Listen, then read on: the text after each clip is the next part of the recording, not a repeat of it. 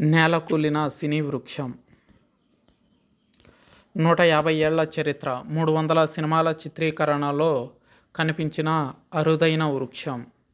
కుమారదేవం గోదావరి గట్టుపై నిన్నటి వరకు గర్వంగా నిల్చుని ఉన్న భారీ వృక్షం.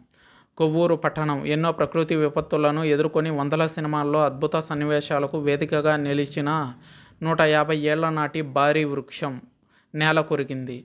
తూర్పుగోదావరి జిల్లా కొవ్వూరు మండలం కుమారదేవం గోదావరి ఒడ్డున ప్రకృతి సోయగానికి చిరునామాగా నిలిచిన నిద్రగన్నేరు చెట్టు సోమవారం తెల్లవారుజామున పడిపోయింది.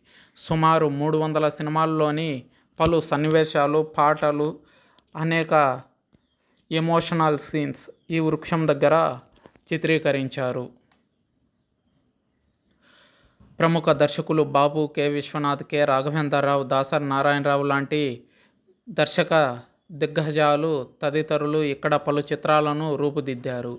అక్కినేని నాగేశ్వరరావు, ఎన్టీఆర్, చిరంజీవి, కృష్ణరాజు, బాలకృష్ణ, మోహన్ బాబు, నాగార్జున, వెంకటేష్ వంటి అగ్రహీరోల సినిమాలను సైతం ఇక్కడ చిత్రీకరించారు. 1975లో వచ్చిన పాడి పంటలతో ఈ వృక్షం ప్రత్యేక గుర్తింపును తెచ్చుకుంది.